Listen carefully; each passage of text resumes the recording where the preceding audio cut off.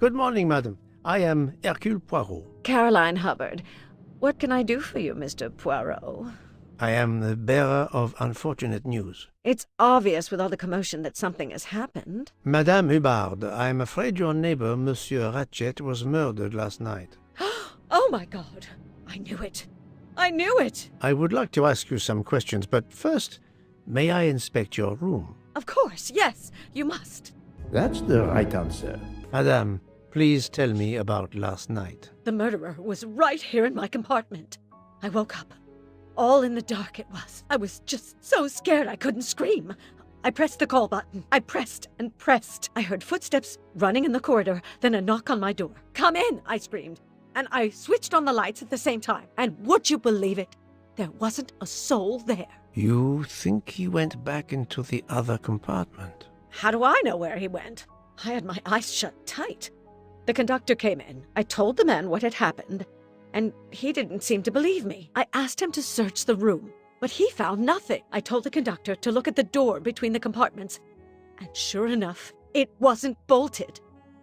Well, I soon saw to that. I told him to bolt it, then and there.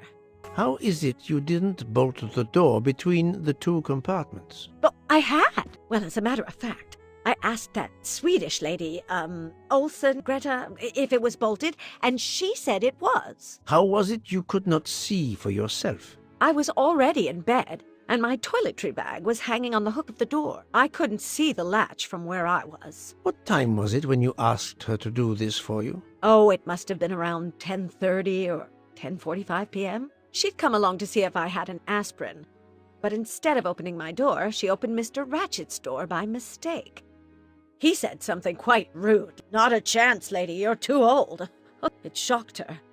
She came in. I told her where to find the aspirin, and she got it out of my toiletry bag. Poor girl, she didn't have a good night. The same could be said for Monsieur Ratchet. It appears Mademoiselle Olsen may be the last person to see Ratchet alive.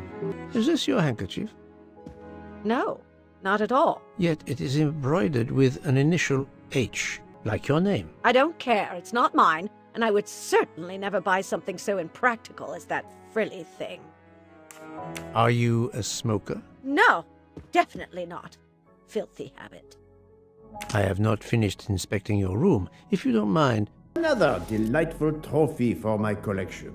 here is a jacket button. It bears the logo of the Orient Express. This door connects to Monsieur Ratchet's compartment. It was latched on this side. Let's see if Mrs. Hubbard was telling the truth about the latch of the connecting door. This hook is probably where Mrs. Hubbard hung her toiletry bag. See the latch very well from here, even with the toiletry bag attached. I'll have to clear that up with Mrs. Hubbard. I found a jacket button on your table. It looks like it belongs to a train employee. The button bears the logo of the Orient Express. Well, of course the conductor came in last night, but he didn't go near that table. Still, it's a safe bet that it belongs to the conductor. I'll check his jacket later, to be sure.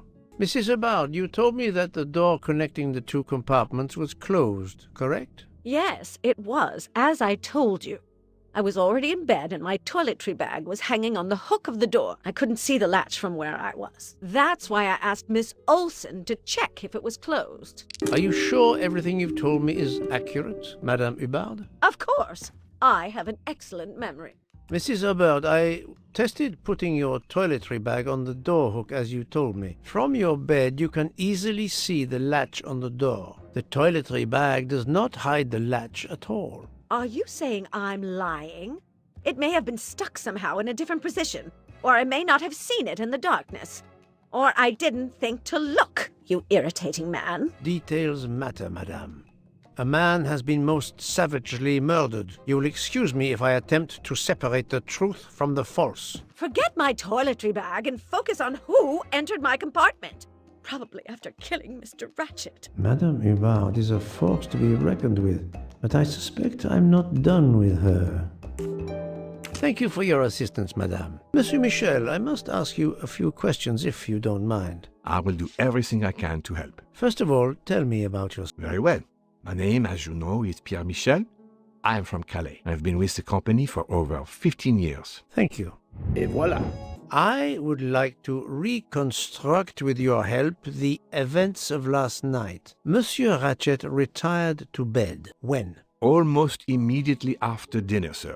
Actually, before we left Belgrade. Did anybody go into his compartment after that? His valet, monsieur. Monsieur Masterman, and then his secretary, the young American gentleman, Monsieur McQueen. And that is the last time you saw or heard of him? No, monsieur. You forget that Monsieur Ratchet rang his bell around 12:40 a.m., soon after we had stopped.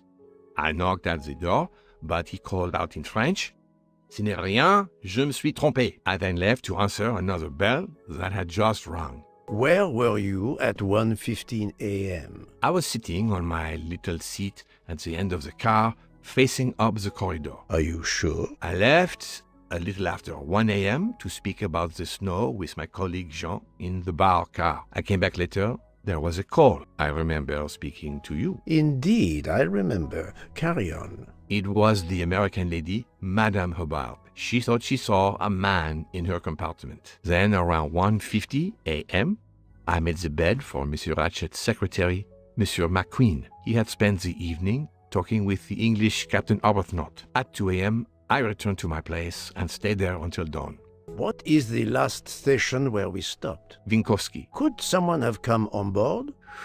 Possibly. I was very busy. Owing to the weather, we were a few minutes late. We left at 12:10 a.m. I found a button from an Orient Express staff jacket. Did you lose one by any chance? No, monsieur. As you can see, I have all my buttons. It is not mine. Are you a smoker? Indeed. Do you smoke e-cigarettes? No. Tobacco only. Can you provide me with a listing of the passengers and their rooms, please? Yes, certainly. My little grey cells did not let me down. While Monsieur Michel was chatting with Monsieur Fauchet in the bar car between 1 a.m. and 2 a.m., the murderer could have escaped Ratchet's room without being seen. I'm right again. That happens to me a lot. This is the most likely answer. According to the information I have, this is a solid choice. Monsieur Edward Masterman, I believe. May I ask you some questions? I can barely talk. I have a terrible toothache. We have a doctor on board the train. Perhaps... I do not need a doctor. I use essential oils. If you can find my flask of clove oil in my box, I would be grateful. Fine, if you insist. I will help you. By the smell, I think that the jojoba oil spilled on the other bottles, leaving their labels illegible. I must find another way to find which one is Masterman's toothache remedy. The weighing scale is soaked in jojoba oil. It's unusable. This old scale will do the job. To start, I must first arrange the vials from the lightest to the heaviest. Now that I know the order, I think that I can easily guess which one is the clove oil. Here is Monsieur Masterman's remedy. Here is your remedy. I hope it will help. Thank you very much, sir. Well, I can finally speak without too much pain. I'm ready to answer your questions. You are Monsieur Ratchet's valet? Yes, sir, that is correct. Were you told that your employer was murdered? Yes, sir. A very shocking occurrence. That was easy. At what hour did you last see Monsieur Ratchet? It must have been around 9 p.m., sir. That or a little after. I went to bed around 10:30 p.m., same as the person who shares my room, Mr. Foscarelli. He almost immediately began snoring. What did you do then? I read, sir, and I spent a while soothing my toothache with clove oil and listening to the snoring. Did you hear anything during the night? Yes, my roommate snoring. Are you a smoker? Yes, sir. I have a cigarette now and then to relax. Tell me about your employer, Monsieur Ratchet. I've been working for him for 9 months. I should not wish to speak ill of the dead, but he was not a gentleman, sir. Did you know that he had enemies? Yes, sir. I heard him discussing some threatening letters, sir, with Mr. McQueen. Did he mention these letters to you? He had been reading a letter when I came in. He asked me if I was the one who put it in his compartment. I told him that I had done no such thing, and he should report it to the police at the next station. How did he respond? He laughed, sir. You're joking. I do not joke, sir. Forgive me, I can see you do not. Was he taking sleeping pills? Always when traveling by train, sir. He said he couldn't sleep otherwise. Last night he asked me to give him 2. I did so, along with a glass of water. He dissolved them in the water. Did you see him drink the water? No, sir. I left right after I gave him the pills. Was Monsieur Ratchet a smoker? No. He finds smokers disgusting. Can you tell me again why you gave sleeping pills to Monsieur Ratchet? Yes, I gave him the pills because when he takes the train, he has trouble sleeping. The letter must have worried him. He specifically asked me to prepare the sleeping pills. I didn't see him drink the water with the pills in it. Monsieur, I believe you are not telling me the truth. What? How can you say that? He received threatening letters. One, it seems, last night. Did you know he had a gun under his pillow? And even asked for my help to watch over him? I find it strange that he asked you for sleeping pills when he was afraid for his life and prepared to defend himself. I'm sure I don't know. Maybe to calm his nerves, maybe out of habit. It makes no sense. Wait, please. Isn't it possible that Mr. Ratchet asked me to prepare the pills, but didn't plan to drink them for some reason? It is possible, but I am a student of character, monsieur, and the Monsieur Ratchet you describe is not the man I met. If you'll excuse me, my toothache is getting worse again. I'm afraid this time you must prepare your own clove oil. Ha!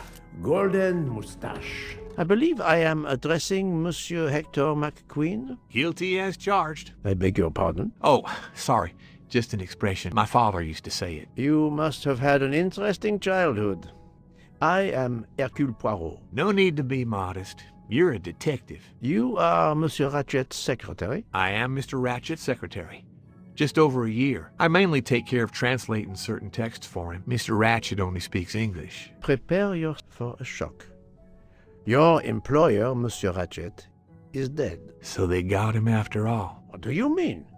You are assuming he was murdered? I know he had enemies. What can you tell me about Monsieur Ratchet? He was American. He was an antiques dealer. I don't know much more. Mr. Ratchet never talked about himself or his life. But I think Ratchet wasn't his real name. And he left the United States to run away from something. Or someone. Yes? He started getting letters.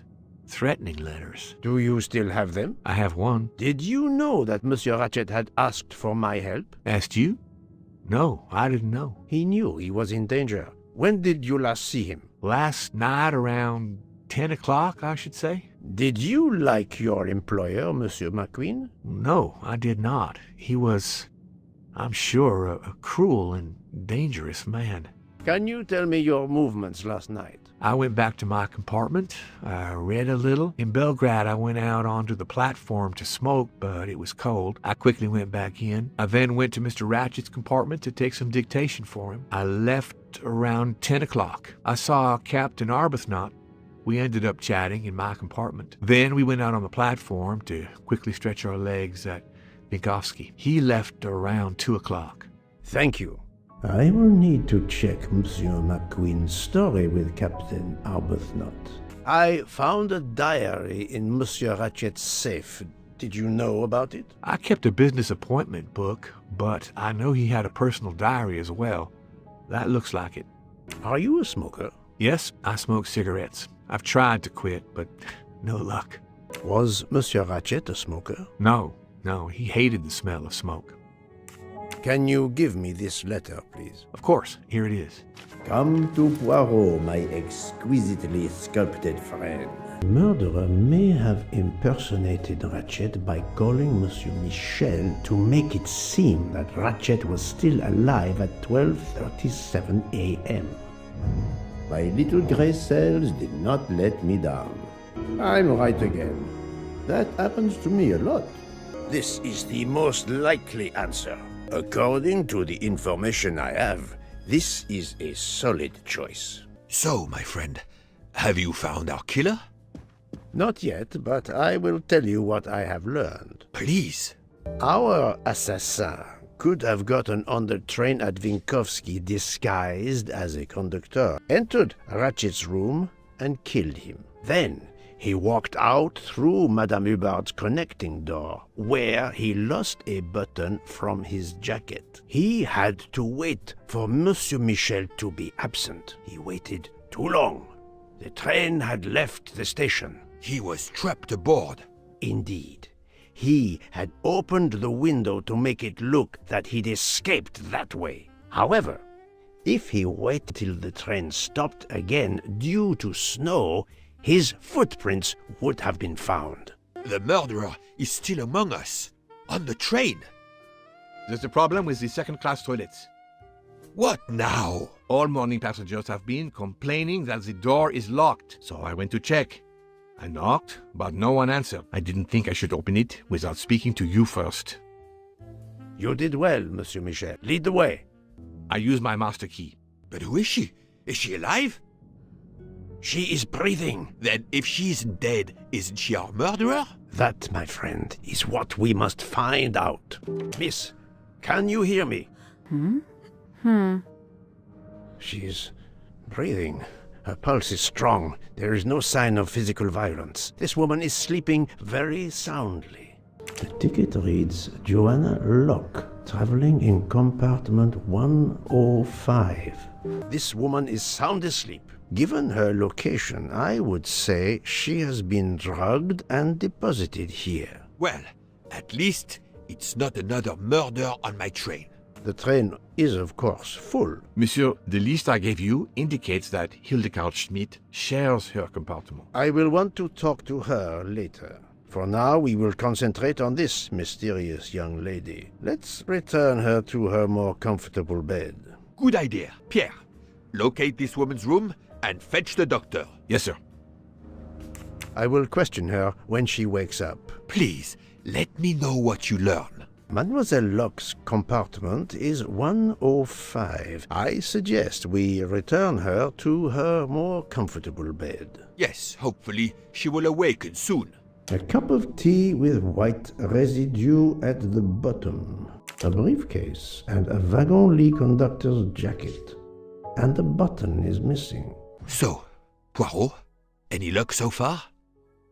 But of course you know what you're doing. It is booby-trapped, is it? No, that's mine. I never remember my passwords, so I make them easy ones. We really need to find the combination. Have you tried 0000? Book.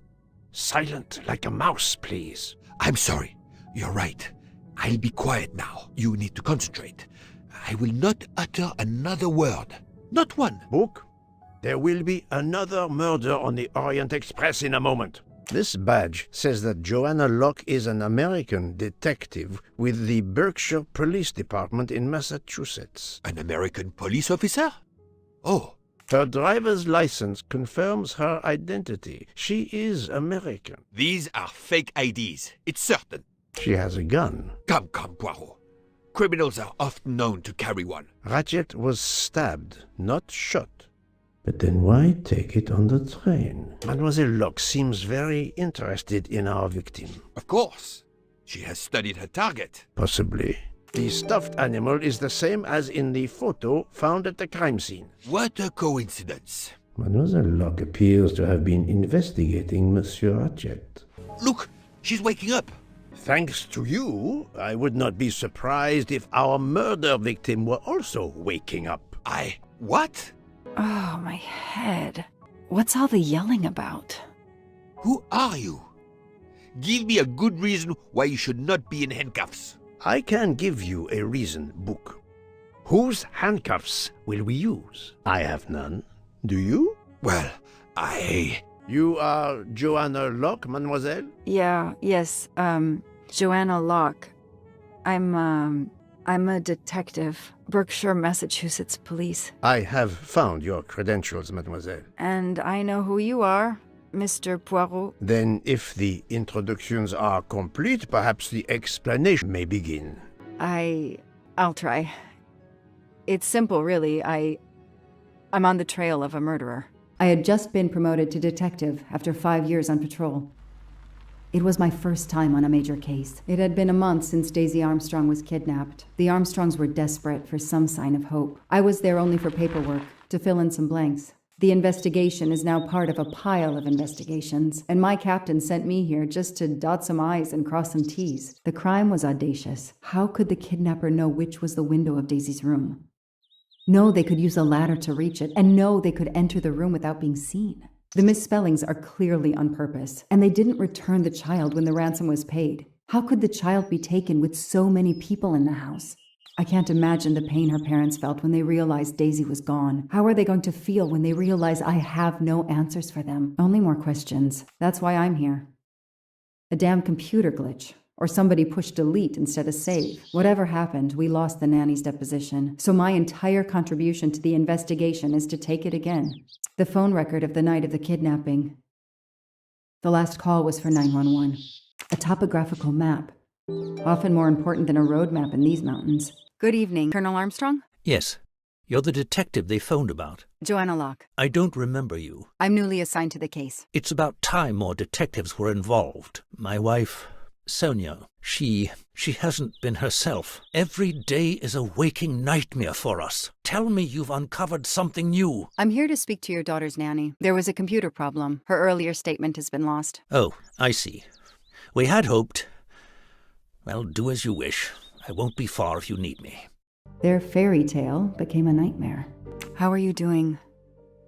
Are you holding up? You know, in the military, you're supposed to have the stiffest of upper lips. The Desert War taught me that soon enough. But this, it's difficult. Damned difficult. Harder on my good lady, of course. Do you know where I can find Miss Moreau? Her room is upstairs across the hall from Daisy's. She seldom leaves it. I won't be long. Take whatever time you need. A gold mustache. Thank you very much. What a dear child. Sympathy and support for the Armstrong family during this difficult time. Thoughtful, but never enough. A toy castle. When I was a kid, I had a police station and a tiny squad car with a siren that really worked. Help yourself, Joanna. You earned it. Mrs. Armstrong, my name is Joanna Locke. I'm a detective investigating the kidnapping of your daughter. May I talk to you? When is your baby due? Mrs. Armstrong? Sonia? I don't want to talk. I just want to see my daughter again. That's all that matters. The poor woman. I can't imagine how she feels. Hey, I'm a pretty good detective after all. Mrs. Armstrong, let me show you this. Daisy, my little Daisy. I miss her so much. How good it is to see her face. I can't imagine the pain you're feeling right now. She loved her little stuffed animal, Fluffy. She took him everywhere with her. The kidnappers took it as well. They didn't have to. That means they wouldn't hurt her, doesn't it? Every lead will be followed up. You have my word on that. Thank you. I shouldn't lose hope somehow. I know it isn't my case, but I just made a promise, and I mean to keep it. Do you know where I can find Miss Moreau? She's in her room. Last door on the left. May I come back? If I have more questions? Of course. Anything I can do. The world through the eyes of a child seems so sweet. Hello, are you Suzanne Moreau, Daisy's nanny? Yes? I'm Joanna Locke, a detective working on Daisy's case. Is there any news? I'm afraid not.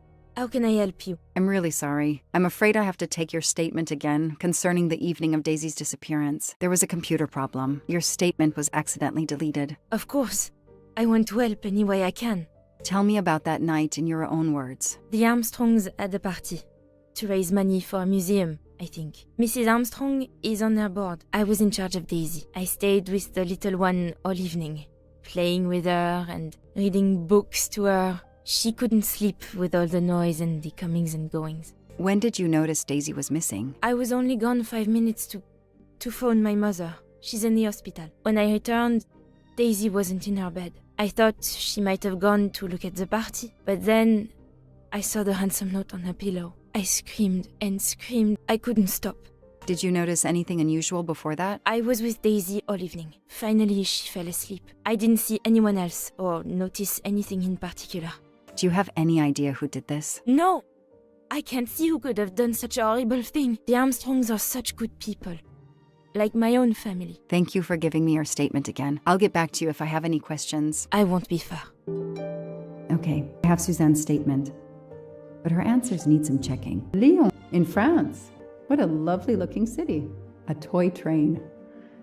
Now here I am on a real one. This information does not correspond to what Suzanne told me. Suzanne said she left Daisy alone for 5 minutes, but Mrs. Armstrong says she stayed with Daisy for a while and Suzanne did not return. Score. 1 for the good guys. Tell me about the night Daisy was taken, especially anything about your daughter and Suzanne Moreau. Apart from seeing to our guests, I took a moment to check on Suzanne and Daisy in Daisy's room. Suzanne wasn't there, but Daisy was asleep. I sat with her for 10 minutes or so. Suzanne didn't return while I was there, but there's no reason for her to sit there all night when Daisy is asleep. I went back downstairs. Okay, the stories Sonia and Suzanne tell don't match. I should recheck my file and track Suzanne's movements. That is not exactly what Suzanne told me earlier. Suzanne was on the phone more than 5 minutes. That is a great detective job. If I understand you correctly, you left Daisy when she was not asleep? The party was very loud. Daisy was too wound up to sleep. I read her a Motley Mule detective story to try and put her to sleep. Daisy finally fell asleep, right before Motley Mule solved his case in the book I was reading her. I had to make a quick phone call. No more than 5 minutes. But when I came back, Daisy was gone. Are you sure you were only gone for 5 minutes? 5, 6, what does it matter? It was very quick. You say you were only away 5 or 6 minutes, but Mrs. Armstrong says she was alone there more like 10 minutes. And the phone record shows that you stayed on the call for more than 30 minutes, way longer than you said. My mother is extremely ill. It's difficult for me. I may have lost track of time. When I came back, Daisy had disappeared. It must have been a coincidence. You have to be precise, Suzanne. A little girl's life is at stake. Why are you doing this? I didn't do anything wrong. I would never hurt Daisy. I need to check Suzanne's story. She's panicking. Why now? What is she afraid of? Is it right? The number you have called is not in service at this time. Please hang up and dial again. Or contact your service provider. That's it. No rookie mistake there. The kidnapper places a ladder under the window to Daisy's room. Then he joins the party. Just one guest in the crowd. He somehow knows when Suzanne leaves the room, then sneaks upstairs. He opens Daisy's window, carries her down the ladder, and vanishes. I spoke with Suzanne. She was phoning her mother. That's why you didn't see her when you went to check on Daisy. Yes, her mother. I tried to call the poor woman earlier that week, but the hospital said she's been in a medically induced coma for more than 2 months. Suzanne told me she called her mother, but she would have known her mother was in a coma. Did you see Miss Moreau during the party? I remember seeing her at some point, but otherwise no. I was too busy with my guests. Wear the smile, shake the proffered hand. Ms. Moreau told me she called her mother. Well, why not? I believe they are very close, and the poor woman is not well. She needs some experimental treatment that isn't available yet in France. I won't be long. Take whatever time you need. The number you called that night is no longer in service. I don't understand. That's the number the hospital gave me to call my mother's room. You told me you were on the phone with your mother when Daisy was abducted. As we said earlier, I didn't pay attention and was on the phone longer than I said. But since my mother is very ill, she had to leave her hometown, Lyon, because the treatment is not approved yet in France. She is in an hospital in Boston for a special treatment. I call her every night to check on her. When I came back, Daisy was gone. I'll never forgive myself. Are you sure you called your mother? Yes. Every night since she was admitted in December. Suzanne, I think you really care for Daisy. If you do, then tell me the truth. You can't have been calling your mother while she's in a coma. My mom really is in a hospital in Boston. She really is in a coma. I wasn't calling her. I was on the phone with my boyfriend, Noah. Why lie about it? Why are you panicking? Because he's gone. I haven't heard from him since the night of the kidnapping. I'm afraid he's somehow connected to Daisy's disappearance.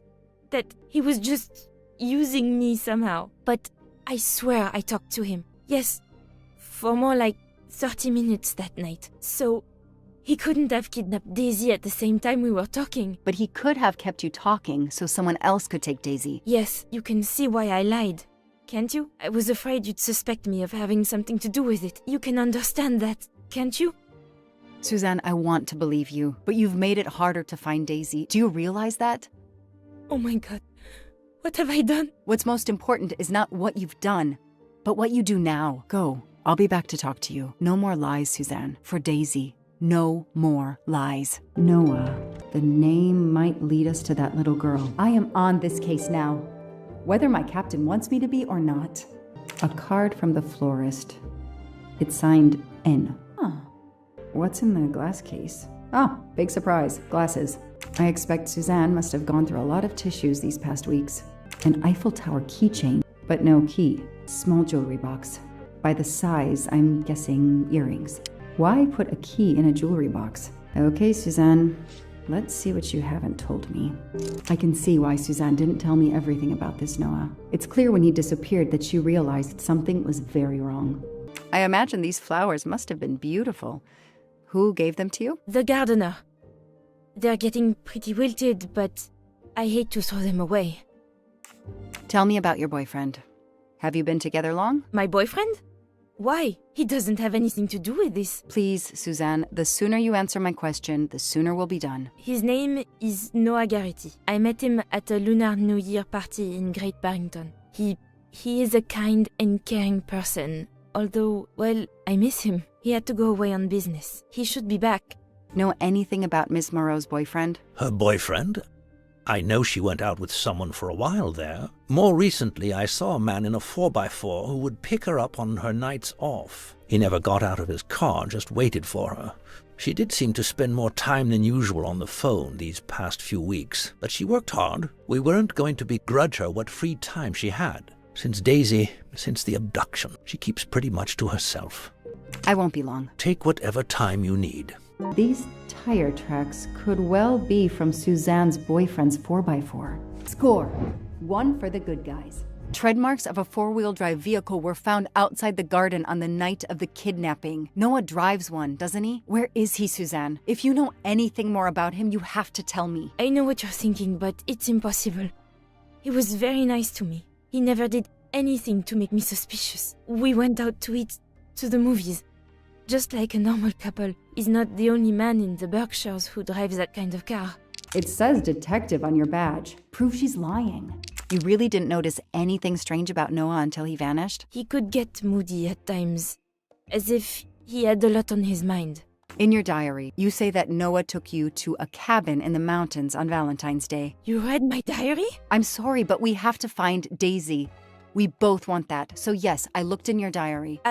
You're right. He took me to a cabin in the woods. I waited for him in the car. He came out after a few minutes. He was very sweet and apologetic, but he never explained. We went back to the restaurant for dessert. Did you ever go back to the cabin with him? No, never. So what made Noah drive all the way to a cabin in the middle of nowhere? He left her in the car. Why was he there? This is important. I know it is. I can use Suzanne's directions to the cabin and compare them to the map of the area I have in my car.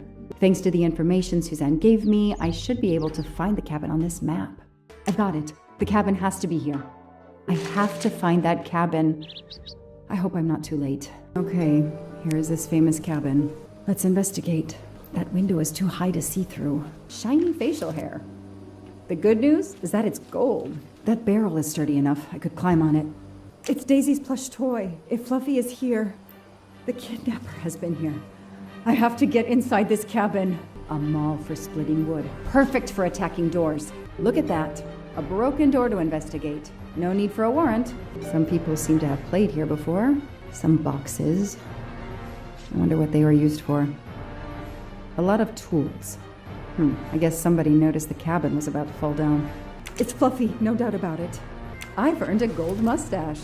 This bottle comes from the Blue Lagoon. That's a woman's hairbrush. Did Suzanne actually come in here after all? The stove is cold. Nobody's been here recently. The floor is scratched and worn in this area. The sofa must have been moved a lot. Damn, it's booby-trapped. If I move, it could go off, and that countdown tells me it wants to go off anyway.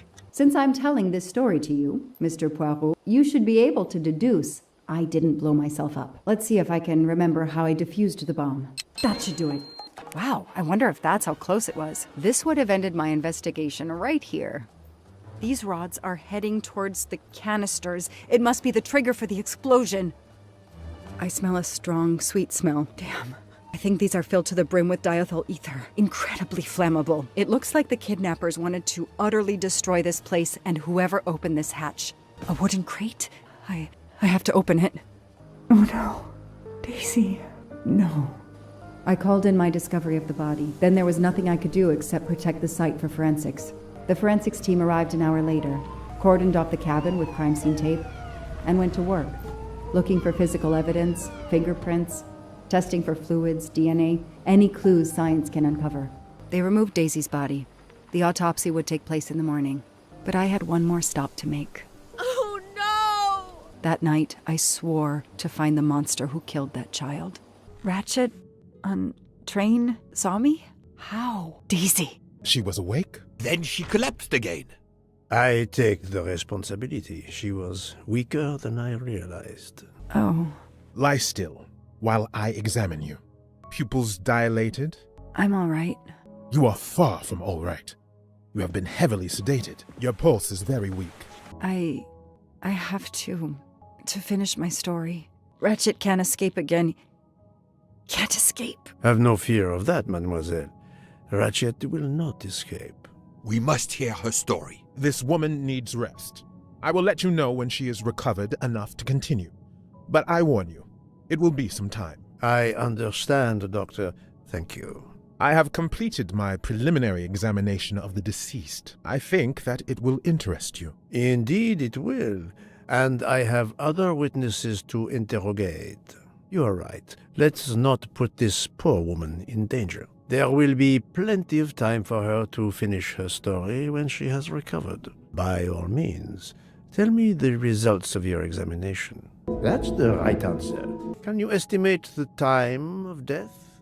Rigor mortis was advanced, but not complete. I estimate the death occurred between midnight and 2 in the morning. That tallies with the witness statements I've collected so far. What is the cause of death? Multiple stab wounds to the upper torso. It's odd there are no signs of a struggle. That might indicate one of the first wounds was enough to kill him. It seems that Monsieur Ratchet had taken sleeping pills during the night. That would explain the lack of defensive wounds. What can you tell me about the stab wounds? I counted 12 in all. 1 or 2 are so slight as to be practically scratches. On the other hand, at least 3 would be capable of causing death. The angle of the wounds is instructive. Most appear to have been struck by a right-handed person. But you see, this one, under the right armpit, it's not a deadly blow given the depth, but a right-hander couldn't have done it. It was most certainly struck with the left hand. So, our murderer is left-handed. No, it is more difficult than that, is it not? As you say, Mr. Poirot, some of these other blows are just as obviously right-handed.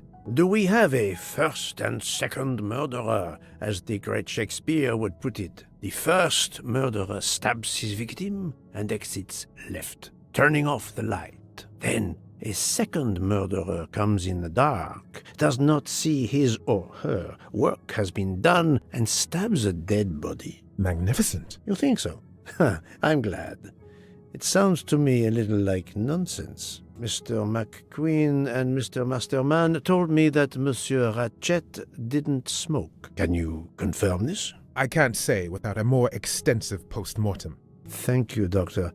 Excellent work under difficult circumstances. Please let me know when I may speak again with Mademoiselle Locke. Of course. Yes, that's certainly a good place to start. Yes, I have personally seen some passengers smoking. I just have to remember who they were. Yes, I suppose it's likely they will give me the list of who smokes what. I'm right again. That happens to me a lot. Voila. Most of the passengers pass by the bar during the day. They eat, drink, write. Maybe I can use this information for my investigation. Yes, it could work. He appears to be an observant young man and serves the passengers regularly. Well done. Yes, if I ask them to write something trivial, they may do it instinctively with their dominant hand. Adequate. Yes, I will remember which people use their right or left hand. Et voilà. Mademoiselle Debenham, I have a few questions for you. Of course. Would you mind writing your address on this paper for me? Not at all. That's it. Mademoiselle Debenham is right-handed. Let's start with your movements last night. There's little to tell. I went to bed and slept. Did you know the man who was killed? I saw him for the first time during lunch yesterday. Did you notice anything about him? Well, if I believed in auras, I might say he seemed dark. Do you recall what time Mademoiselle Olsen went to get some aspirin from Madame Hubbard? I remember glancing at the clock. She left our room just after 10:30 p.m. Was she away for a long time? About 5 minutes. That confirms what Madame Hubbard told me. Do you smoke by any chance? No, I never have. Do you own a scarlet nightgown? No, it isn't mine. Whose then? I don't know. What do you mean? You do not say, I have no such thing. You say, it isn't mine, meaning that you know who it belongs to. Am I correct? Oh, I see. No. I woke up this morning about 5 a.m. with the feeling that the train had been standing still for a long time. I opened the door, and I saw someone in a scarlet kimono some way down the corridor. Her back was turned. It was impossible to see who it was. I understand. Thank you for your assistance, mademoiselle. Mademoiselle, I am sorry to disturb you, but I need to ask you a few questions. Are you the investigator? I am. We are lucky you are on the train. What do you want to know? Perhaps you will be so amiable as to write me down your address. With pleasure. Mademoiselle Olsen is indeed right-handed. I hear, mademoiselle, that you were the last person to see the murdered man alive. I do not know. It may be so. I opened the door of his compartment by mistake. I was much ashamed. It was a most awkward mistake. You actually saw him? Yeah. He was reading a book. And what did you do after that, mademoiselle? I went into the American lady, Mrs. Hubbard. I asked her for some aspirin, and she gave it to me. I usually carry extra aspirin for the refugees, but I gave mine to a camp in Turkey. They needed it more than me. That was easy. Did Mrs. Hubbard ask you whether the communicating door between her compartment and that of Monsieur Ratchet was bolted? Yes. And was it? Yes. And after that, what did you do? After that, I went back to my compartment, took the aspirin, and lay down. That was around 10:50 p.m. Is there anyone else in your compartment? Yeah, a young English lady. Very nice, very amiable. After the train left Vinkovsky, did she leave the compartment? No, I am sure she did not. Why are you so sure, if you were asleep? I sleep very lightly. I am used to waking at a sound. I am sure that if she had come down from the berth above, I should have awakened. Did you yourself leave the compartment after that? Not until this morning. Do you have a scarlet silk kimono, mademoiselle? No, indeed. I have a good, comfortable dressing gown of Jaeger material. Do you smoke, mademoiselle? No, I can't stand the smell of tobacco. This was a very interesting conversation, mademoiselle. I thank you. If you have any other questions, I'll be in my compartment. Good luck, Mr. Poirot. Strange, this story. If Mademoiselle Olsen is such a light sleeper, why didn't she tell me about Mademoiselle Debenham getting out of bed? She even made a point to tell me the opposite.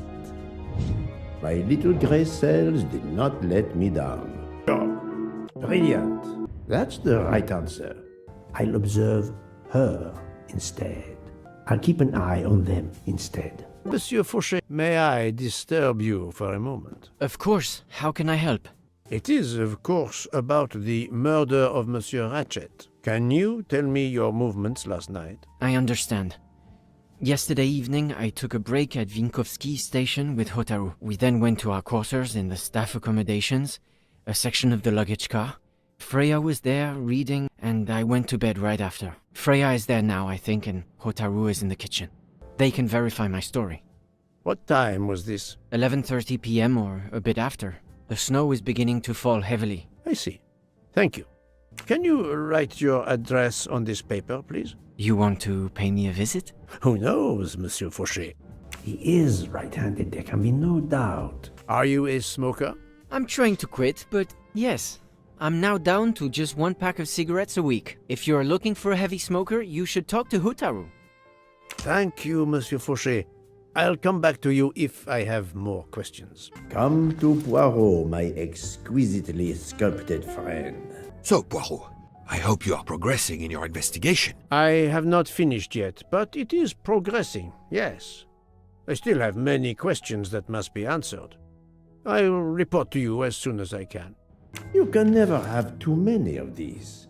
Ah, Monsieur Maury, would you have a few minutes to give me? I have some questions to ask you. Do I look like I can answer questions? The room is spinning. My head is about to explode.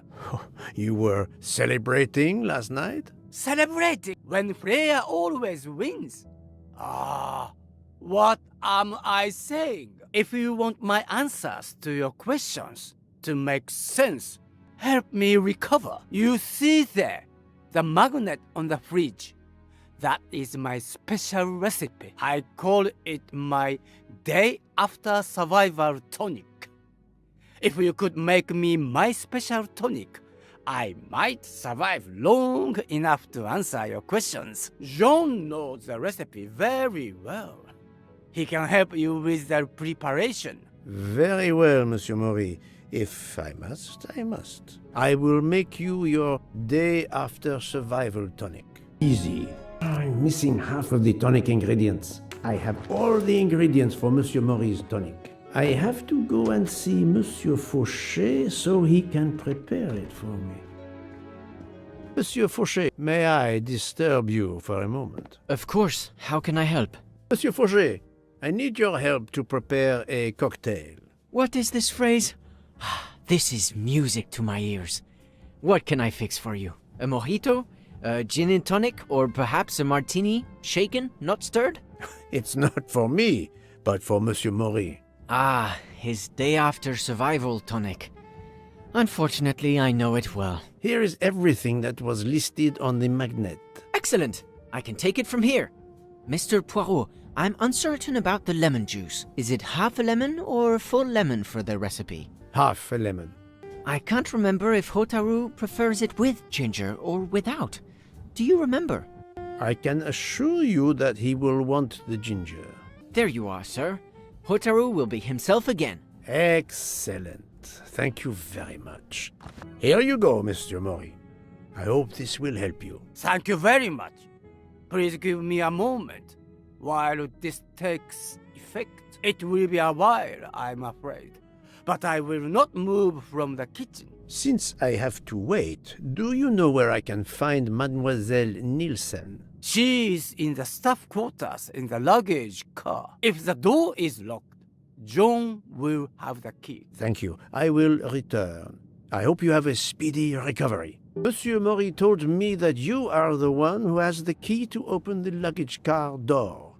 I will need it. Yes, that's right. Here it is. Please don't forget to give it back to me. I will not forget, Monsieur Fauchet. I have a favor to ask. Could you visit the passengers who are in their rooms and explain there has been an error with their allergy and diet form? But, Monsieur Poirot, I made no errors. Of course not. Call it a computer error. Yes, it is possible, but even if I can see this is part of your investigation, I do not understand it. I would ask that you observe which hand each passenger uses. Ah, You wish to know if they use the right or left hand when they write? That is my intention. I will take on this mission for you. Excellent.